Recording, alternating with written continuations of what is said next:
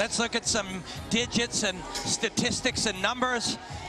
You know, when you have 74 fights, and that is, if they have 72 there, there's a couple of draws as well. That is the difference. Age, of course, is the difference, but experience is the difference as well. Presenting first, the fighter standing in the blue corner. He enters wearing black with white trim on the scale. He registered an official 151 pounds, and he enters with a professional record of 6 victories against 6 losses. Hailing from Columbus, Ohio, and now fighting out of Coconut Creek, Florida, Keith Speed. His opposition across the cage in the red corner.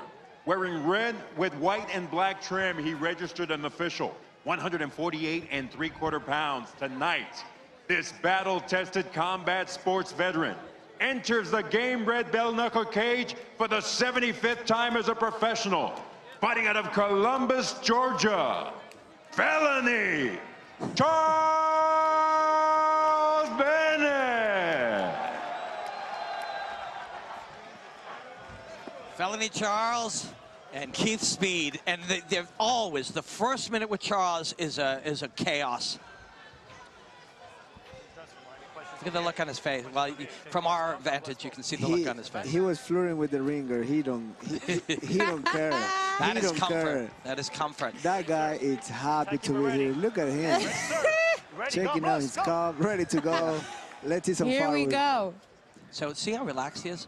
Those first few shots, he'll explode. He's showing a side kick. Yeah, he's picking up the knee. This is becoming very popular in MMA right now. The side kick, it hides a lot of other entries. Yeah. It's a powerful kick if you bring your knee up pretty good. It's also, anything different is hard. In fighting, different is hard. And Charles is different.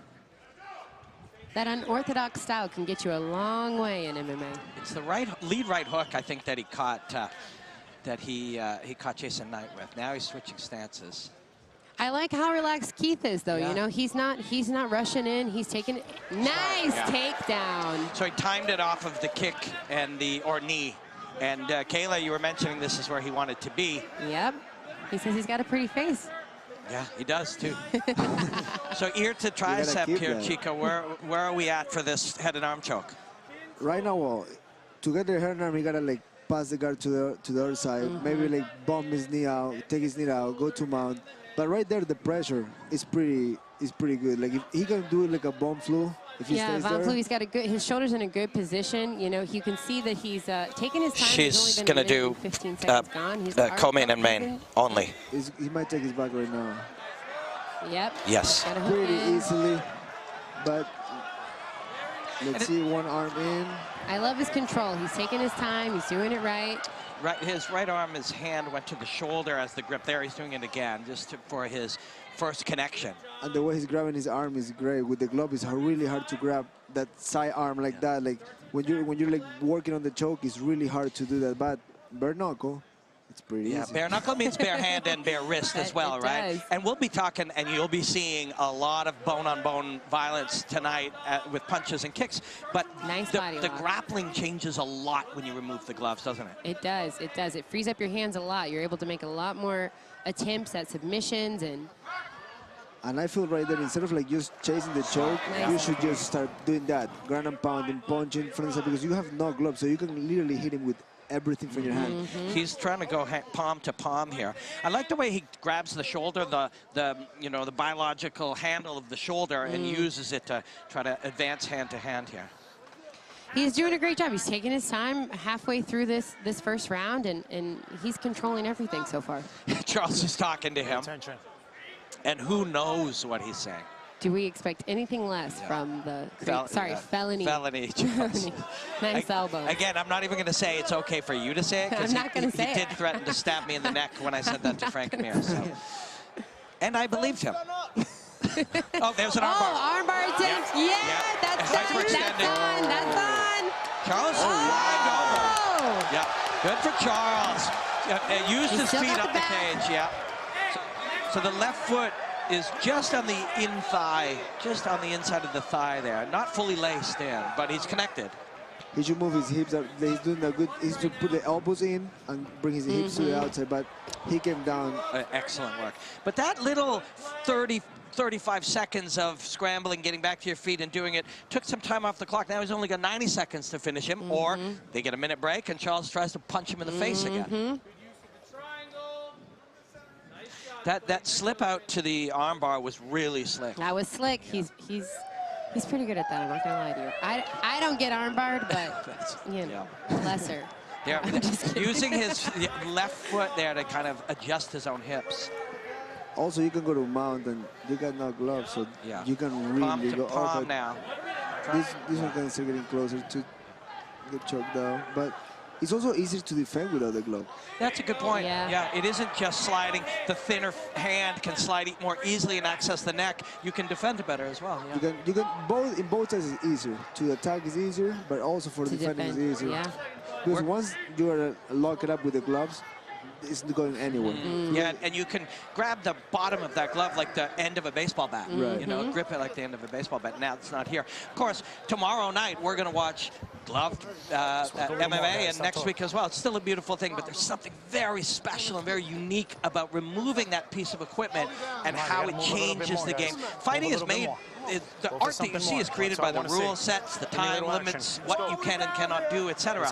This changes a lot. This is as close to man versus man as you can get. This is like ancient, like man, yes, primal. Oh, exactly. he's in now. Oh, that is under the chin. Charles is fighting it.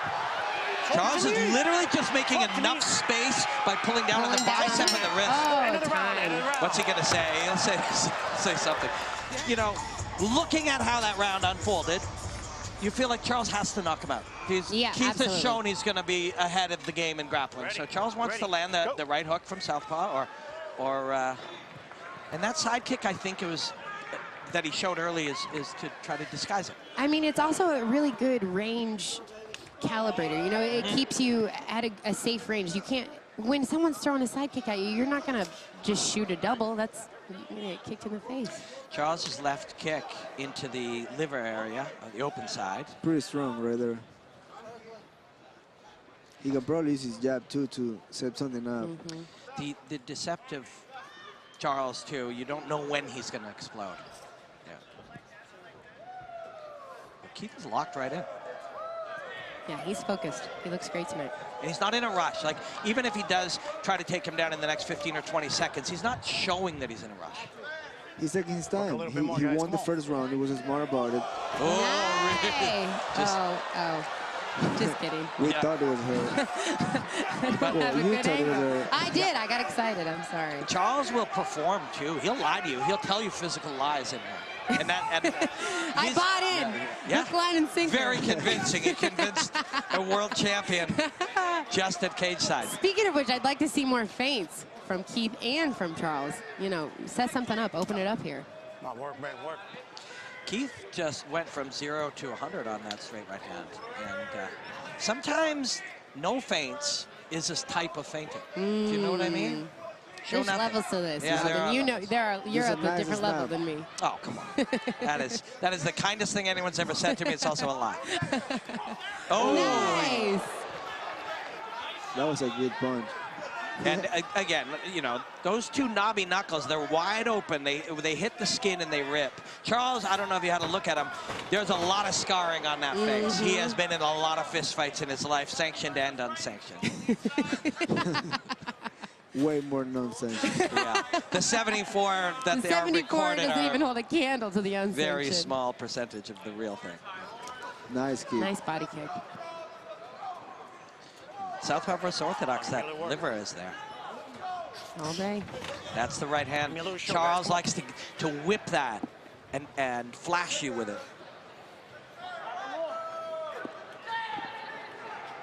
A closer round. Keith, of course, had the biggest punch with the right hand. We're about halfway through. I mean, both men are being patient. I think that when you take gloves off, Did it again, yeah. it makes things a little more dangerous. He's throwing that right hand from hip height, so it's coming up from under the peripheral vision. He's got him on the cage here, really. He should throw that and shoot if he wants to. Yeah, I mean, if his goal is to grapple. When you throw your hands, when you throw hands with your hands low, it comes from a weird angle. Yeah, you'll see somebody who doesn't fight will say, always keep your hands up. That is entirely not true. You do not in always keep your hands MMA. up. There are many reasons to put your hands down, including trying to draw something. Yeah. I'll put my hands down to offer you an opening. Come on in. And like Tito just said, when Work a little. Come on. Speed is throwing from the right hand low, it's coming from a weird spot. Hard to see. He's also, when Keith is attacking, Charles is keeping his head right up in the air. So if he throws combos, the first one might not land, but the second and third will probably drill a hole in hell. Because he's like pulling There's no his head movement. Yeah, I agree. He's pulling back really hard, and that can really get you hurt. Yeah. Keith is much more of a counter striker, so I don't see him coming forward too much, but Charles got to his feet really quickly because he knew from experience in round one that he doesn't want to play in that arena. And Keith closed the distance and got to this body lock, and now the mount. It looks like. Wow. A little pull up on that elbow as he was accessing the mount. Real nice. Now he's giving him his back.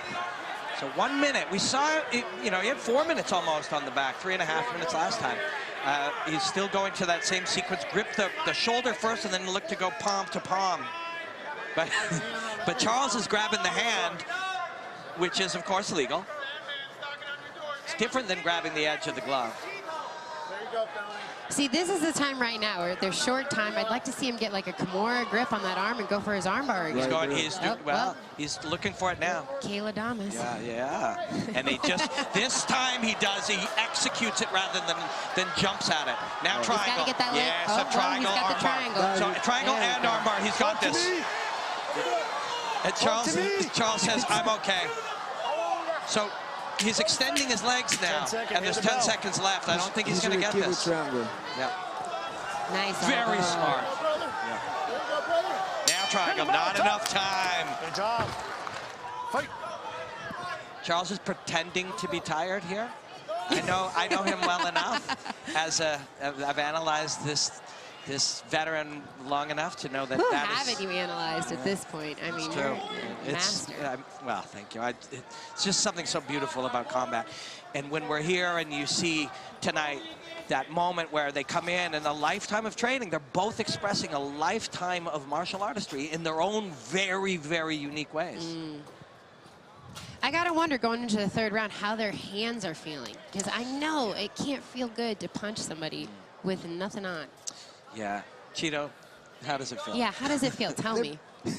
Right now, they're probably not feeling it, but they will feel it in 4 minutes. Yes. When the fight's over, every single little ache will come back at you. But right now, the adrenaline is rushing. You will probably have to really break your hand to like feel it. But they haven't really landed anything big or clean. Oh, Charles comes in with a couple of punches and that gets Keith right to that outside trip. Keith pulled the single, came up to the body clinch, and easy takedown. So Keith's coach is saying accept half because he's going to try to walk up, and he turns him out. Halfguard is probably the best control you can have right there.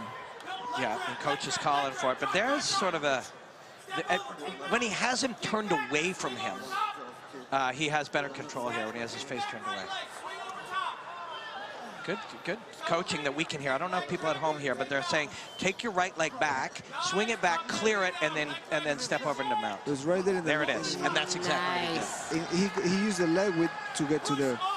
Thank you. A lot of time here. 3 minutes to go. Watch your fingers. Yeah, and he's had the back, so why not play from mount a little bit instead? Let's see if you can do some damage.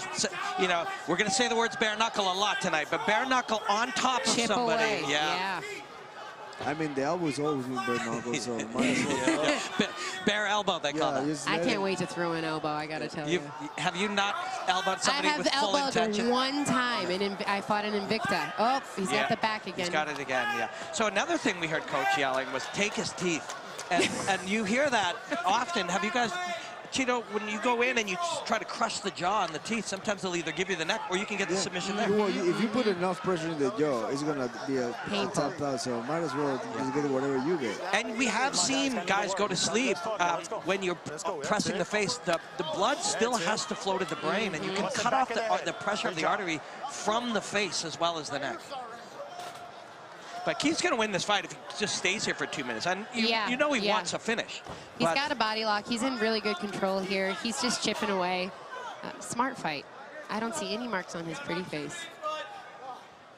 And that was his goal, and and it was a smart one. When you know, I mean, this is a strategic game, as well as a visceral, violent game. And when you know that you have a way to win, and it hasn't not been exciting. It's been a very exciting fight. So he's accomplishing what he set out to on many levels. And Charles says, "I love you." I think he hadn't stopped talking to him. I don't know what he said there, but I don't think it was "I love you." No, Charles is a different human, man. But we're going to see 20 different humans all express combat differently. Is that under? Now he's under. Yeah, and now he slides the hand in behind the head. Look at that. Textbook. Yeah, he's got a... Yeah. Yeah, the That's brain needs oxygen to maintain consciousness. Oxygen's delivered through the artery in the blood, and he is now trying to block that artery. Charles has both hands in. Both hands in. Yep. So he could stay here for this minute talking. Yeah, but if he squeezes, I wouldn't let it go, because if he put pressure with the body triangle, go for the kill there, right? That's a wrap. You pull the elbow to the other side. Pull the elbow in deep, right? He's got another reset of that now. Felony does not have the hands in, and he's forced to tap. Keith pushes his semi-lifeless body off of him and celebrates the first win here in sanctioned bare-knuckle MMA. Ladies and gentlemen, inside the Gamebred Bareknuckle cage, the blue corner sinks in the rear naked choke, obligating his opponent to tap with an official time of 4 minutes, 22 seconds of round number 3. Your winner, by way of submission, Keith Speed. That is a happy man. Went out there and stayed, with the right level of emotional arousal to get the job done, and then let it out at the end.